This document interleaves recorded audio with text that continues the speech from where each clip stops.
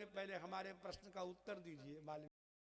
और हाथ में इस तरह से ली और संकल्प पढ़ने लगे। शास्त्र तो यही कहता है कि गंगा जी स्नान करने जाओ, एक ब्राह्मण लेके जाओ, संकल्प पढ़वाओ। बोलो राधे राधे। अभी आप गए, प्रयाग में गए, वाराणसी में गए, गया में गए, एक पंडित जी संग में थे कि नहीं? और सरसैया घाट भी जाओ तो लेके जाओ, कोई न मिले तो मिश्रे जी को ले जाओ और यही कह दें कि हे गंगा माता, अरुण सिंह जी का परम कल्याण करना है, आप में स्नान कर रहे हैं, समझ लो तुम्हारा संकल्प पूरा हो गया। बड़ी घटनाएं हैं। मालवीय जी का नाम सुने होगा आपने, महामना मदन मोहन, जिन्होंने काशी हिंदू विश्वविद्यालय का निर्माण किया। प्रयाग में एक बार आए त्रिवेणी स्नान करने के लिए, तो उनके जो पंडा जी थे उन्होंने कहा चलो मालवीय जी हम आपको नहवाए लाए। तो मालवीय जी बोले देखो चलो जरूर, लेकिन संकल्प शुद्ध बोलना, अशुद्ध न बोलना। अब पंडा जी ज्यादा पढ़े लिखे थे नहीं, बड़े संत थे, सज्जन, जानते थे संकल्प, लेकिन मालवीय जी कहीं पकड़ ले। मालवीय जी ने 3-4 बार याद दिलाया सब शुद्ध बोलना। जब पहुंच गए त्रिवेणी और लेकर के जल बैठ गए, रुपया रख करके, बोलो संकल्प महाराज। तुम्हारे संकल्प बाद में बोलेंगे, पहले हमारे प्रश्न का उत्तर दीजिए मालवीय जी। बोले क्या? बोले जिस घाट पे आप नहाने आए हो, इस घाट का नाम क्या है? तो मालवीय जी, वाह, तीर्थ पुरोहित आप हैं और घाट को नाम मोते पूछ रहे हो? नहीं नहीं आप बता दीजिए। बोले इस घाट का नाम है त्रिवेणी। बोले वो तो मैं जानता हूं, त्रिवेणी शब्द का अर्थ क्या है? वो 3 धाराएं जहां मिले उसको कहते हैं त्रिवेणी। वो 3 धारा कौन कौन? बोले गंगा, यमुना और सरस्वती। तो गंगा ये आ रही झूसी की तरफ से, यमुना आ रही अरेल की तरफ से। बोले सरस्वती कहाँ है? तो मालवीय जी बोले यहाँ सरस्वती लुप्त है। पंडा जी बोले जहां सरस्वती ही लुप्त है वहां शुद्ध संकल्प कैसे बोला जाएगा? सरस्वती तो है ही नहीं। अब बताओ कितने चतुर थे पंडा जी। मालवीय जी बोले कोई बात नहीं महाराज, दक्षिणा आप ये डांटो अपनी, हम संकल्प खुद ही बोल लेंगे। तो भोजन में संकल्प होता है, स्नान में संकल्प, और सुदामा का यह भंडारा सर्वश्रेष्ठ है। इसे भगवान ने उन चावलों को हाथ में लेकर संकल्प पढ़ा। वो संकल्प श्रीमद् भागवत के 10वें स्कंद के 81वें अध्याय में लिखा है। हम कपोल कल्पना नहीं कर रहे हैं। क्या लिखा संकल्प? जब आप लोग विष्णु सहस्रनाम का पाठ करेंगे, गीता जी जो है ना, गीता प्रेस को जो पतली वाली मूल गीता, उसमें पीछे विष्णु सहस्रनाम भी रहता है। कभी कभी उसका भी पाठ किया करो गीता जी के साथ, भगवान को बहुत अच्छा लगता है विष्णु सहस्रनाम। तो विष्णु सहस्रनाम में सज्जनों भगवान का पहला नाम है विश्व। क्या नाम है? हाँ, विश्वम विष्णुर्वसत्कारः भूत भव्य भवत प्रभु भूत कृत भूत भृत भ्रता भूतात्मा भूत भावना, पहला मंत्र है। मेरा पहला नाम क्या है सज्जनों? विश्व है। और संकल्प पढ़ने लगे, प्रीणयन्त्यंगमाम विश्वम एते पृथुतंडुलाः, मैं इन टूटे चावलों को खाने जा रहा हूं, मैं विश्व हूं, इसलिए पूरे विश्व को ये टूटे चावल तृप्त करें। और ऐसा कहकर के पहला मुख में मुट्ठी डाल ली। प्रीणयन्त्यंगमाम विश्वम एते पृथुक तंडुलाः, ये टूटे टूटे चावल मुझे विश्व को तृप्त करें। जैसे ही कहा तो एक ही मुट्ठी में पूरा विश्व तृप्त हो गया। चींटी से लेकर हाथी तक, तिनके से लेकर के ब्रह्मा तक के सारी प्राणी डकार लेने लगे। दूसरी मुट्ठी लेना चाहते थे, तावच्छी जग्रहे पानी, द्वितीय मुट्ठी में पानी पकड़ ली और कहा बस प्रभु एतावतालम विप्रस्य सर्व संपत् समृद्धये, सारी संपत्ति की समृद्धि के लिए एक ही मुट्ठी काफी है। बोलो राधे राधे। अब सोचो जो नित्य ठाकुर जी को भोग लगा के भोजन करते होंगे उन पर कितनी प्रसन्नता होती होगी भगवान को। सुदामा जी ने एक ही बार भोग लगाया और उसके बाद मन में विचार किया कि हम सुदामा जी को क्या दें, ये खुद तो बोलेंगे ना है, हम इनके अंदर जाके देखें क्या वासना है। सब ढूंढ आए, कोई कामना मिली नहीं। भगवान बड़े आश्चर्य में हैं। लोग कहते सुदामा जी दरिद्र थे, लोग कहते सुदामा जी भीख मांगते थे। अगर वो भीख मांगते थे, दरिद्र थे, लोभी थे, तो भगवान के सोने के महल को देखकर यही कल्पना कर देते कि मुंडेर की एक ईंट ही उठा के दे देंगे तो भी हमारा जीवन पार हो जाएगा। लेकिन भागवतकार कहते हैं सुदामा के अंतःकरण में श्री कृष्ण को कोई कामना नहीं मिली। तब भगवान ने सोचा जब यह कछु चाहिए नहीं, आयो काय को, आगमन प्रयोजनम की मस्ती, क्योंकि प्रयोजन मनोद्देश्य मंदोपि न प्रवर्तते, बिना प्रयोजन के तो चींटी भी एक जगह से दूसरी जगह नहीं जाती। कुछ अन्न का टुकड़ा या कुछ लेकर के जाती, जब पंक्ति बांधती हैं, कोई भी व्यक्ति निष्प्रयोजन कहीं नहीं जाता। बोलो राधे राधे। और सुदामा को कुछ चाहिए नहीं, तो आए काहे को, तो चलो देखें काय को आयो। और जब आने का कारण देखा तो मिल गया कि पत्नियां पतिव्रतायास्तु। ये सभी पति लोग ध्यान से सुने दुनिया के, कि अपनी सदाचारिणी पत्नी की बात जो नहीं मानता है और उसे दुख जब हो जाता है तो पति का प्रारब्ध बिगड़ जाता है। इसलिए पतिव्रता पत्नी को प्रसन्न करने के लिए सुदामा यहाँ आए हैं, हमसे कुछ मांगने। जीवन में पत्नी ने कभी कुछ नहीं कहा। जैसे ये बिटिया जितनी बैठी हैं, कभी कोई फरमाइश अपने पतियों से नहीं करती होंगी कि ये चीज ले आना, ये करती कोई करती बताओ? कोई नहीं करती। इतनी सत्संगी बढ़िया जो अपने पति से कुछ न मांगे जीवन भर, वो है पत्नी। अच्छा एक बात बताओ, अगर फटा हुआ वस्त्र कोई अर्धांगिनी पहने तो लोग उसके पति की निंदा करेंगे कि उसकी करेंगे? फिर उसको क्या जरूरत है साड़ी के लिए रूठने की? अगर पति अपना सम्मान चाहता हो तो पत्नी का ध्यान रखे। पतिव्रता पत्नी ने जीवन भर कुछ नहीं मांगा, और एक दिन मांगा तो ये कहा कि तुम द्वारका चले जाओ, अगर हम नहीं जाएंगे तो हमारी इस देवी को कष्ट हो जाएगा। मूल में लिखा है पत्नियां पतिव्रतायास्तु सखा प्रिय कीर्षया। पतिव्रता पत्नी का प्रिय करने के लिए हमारे पास आए।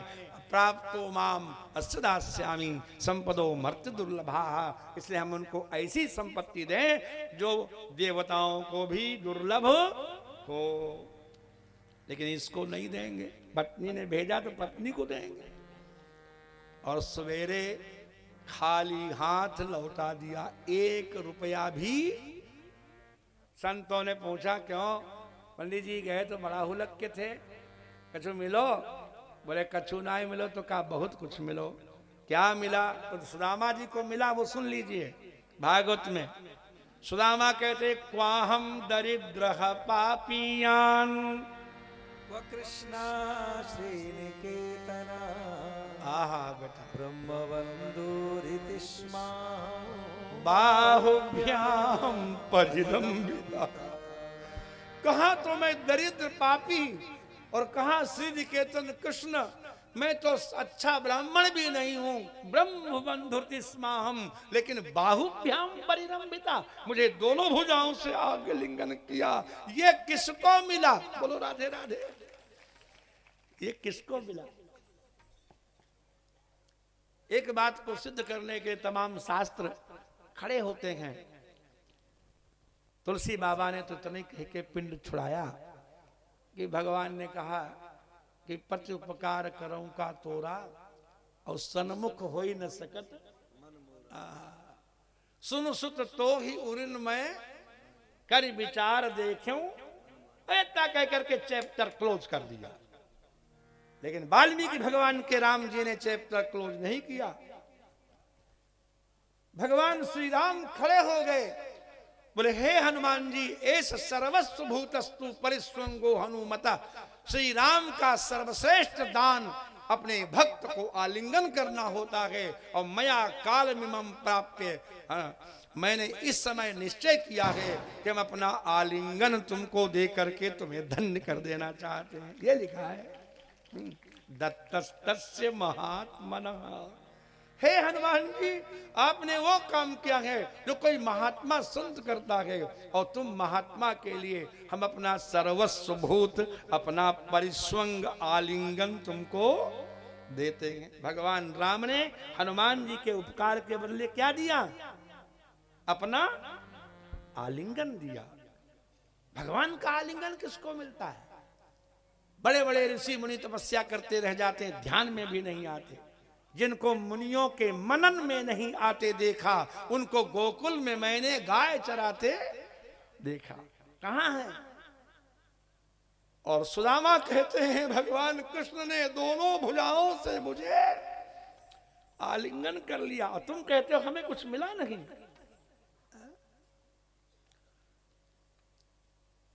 और रखा कहां भैया?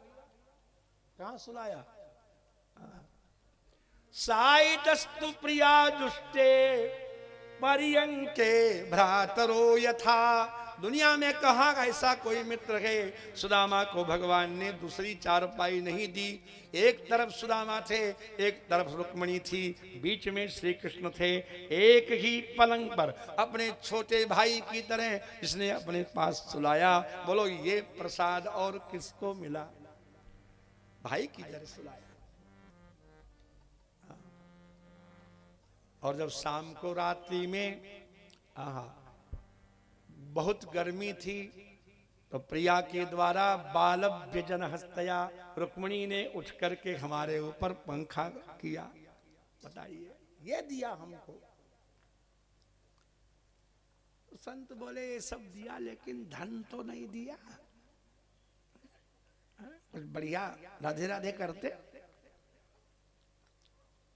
तो कहा हाँ धन तो नहीं दिया, लेकिन क्यों नहीं दिया जानते हो? बोले बताओ।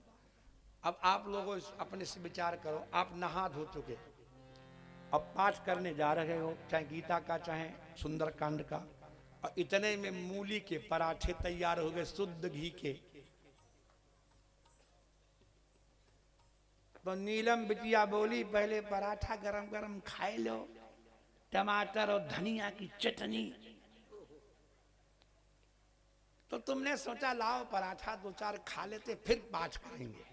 तो जरा ईमानदारी से बताओ, पराठा खाने से पहले पाठ में आनंद आता कि पराठा खाने के बाद में पाठ में आनंद आएगा? बोलो। और जब आटे ही न हो, जब घी ही न हो, जब टमाटर ही न हो, जब सिलबट्टे, तो कहां से खाओगे? तो भगवान ने हमारे ऊपर करुणा की। अधन होयम धनम प्राप्य माद्यन्नुच्चैर्न माम स्मरेत्। अगर इसको हम धन देंगे तो ये भोगी हो जाएगा, मतवाला होकर हमारा भजन नहीं करेगा। इति कारुणिको नूनम धनम में मुहुरी ना ददात। इसलिए उन्होंने हमको धन नहीं दिया, क्योंकि हमारा भजन उसी तरह चलता रहना चाहिए। ये सुदामा की दृष्टि। क्यों? क्योंकि भक्त उसे कहते हैं सज्जनों जिसको कोई शिकायत न हो। अच्छा, हमको आपको शिकायत है कि नहीं? भगवान आपने हमारे साथ अच्छा नहीं किया, हमारा घर तोड़ दिया, हमारे जेठ ऐसे दिए, ससुर ऐसे दिए, बंटवारा ठीक नहीं हुआ। रोज शिकायत करेंगे भगवान से। तो जो शिकायत करता है वो भक्त नहीं होता। जो भेद दृष्टि रखता है वो ज्ञानी नहीं होता, और जो काम को छोटा बड़ा समझता है वो कर्मकांडी नहीं होता। तीन ही मार्ग हैं सज्जनों, कर्म मार्ग, उपासना मार्ग और ज्ञान मार्ग। उपासना की कसौटी है शिकायत न हो, ज्ञान की कसौटी है भेद न दिखे, छोटा बड़ा न दिखे, गैर न दिखे, और कर्म की कसौटी है कोई काम छोटा बड़ा न दिखे। जैसे माता अपने पुत्र के मल को भी उठाती है, उसे भोजन कराती है, दूध पिलाती है, दोनों में समान सुख भोगती है। कभी नहीं कहती कि मैं मल उठाती हूं तो मैं नीच हो गई। बोलो राधे राधे। कर्म में न्यूनाधिक भाव न हो, ज्ञान में भेद न हो, और भक्ति में कोई उलाहना न हो, कोई शिकायत न हो। सुदामा के हृदय में कोई शिकायत नहीं है, लेकिन भगवान को तो देना ही था। लौट के आए तो आप जानते हैं, सुदामा मंदिर देखी डरे, वैसे महल वैसे ही राज समाज बनो। गजबाज घने मन संभ्रम छायो, कह दो परो कहूँ मार्ग भूल के, कह फिर लौट के द्वारिका आयो। भवन विले को मन लोचत, सोचत ही सब गांव मझायो। पूछत पांडे फिर सब सो। पांडे कुल के थे भैया, कहाँ के? हाँ, खोर पांडे थे कनौजिया,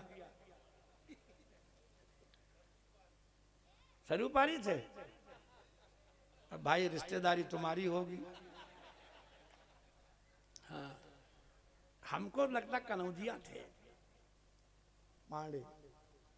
पूछत पांडे फिर सब सो, पर झोपड़ी को कहूं हाँ, यहाँ तो हती मोरी फूस की झोपड़िया। यहाँ तो हती मेरी फूस की झोपड़िया, कंचल महल खड़े सुदामा। मंदिर देख डरे, मंदिर देख डरे सुदामा, मंदिर देख डरे। यहाँ तो है तो मेरो तुलसी को बिरवा। यहाँ तो है तो मेरो तुलसी को बिरवा, तो मेरो तुलसी को बिरवा। रथ गजबाज खड़े सुदामा, मंदिर देख डरे सुदामा। मंदिर देख डरे सुदामा। यहाँ तो हती मेरी गृहिणी सुशीला।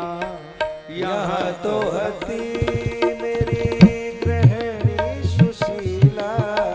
यहाँ तो हती मेरी गृहिणी सुशीला। यहाँ तो हती मेरी गृहिणी सुशीला। दासी वृंद खड़े सुदामा, मंदिर देख डरे सुदामा, मंदिर देख डरे। बार बार घूम के वहीं आ रहे हैं। तब तक एक सुंदर सी स्त्री थाली लेकर के स्वर्ण की और आरती लेकर सजा के आ गई। गांव के पुरखे कहते हैं, पैंधे ओढ़े मेहरी और लीपे पोते देहरी। समझ रहे कि नहीं भैया? पूरा तो बस तुम ही समझ जाओ, बाकी झंझट छोड़ो। मुख्य श्रोता समझ जाए। हाँ, लीपे पोते देहरी और पैंधे ओढ़े।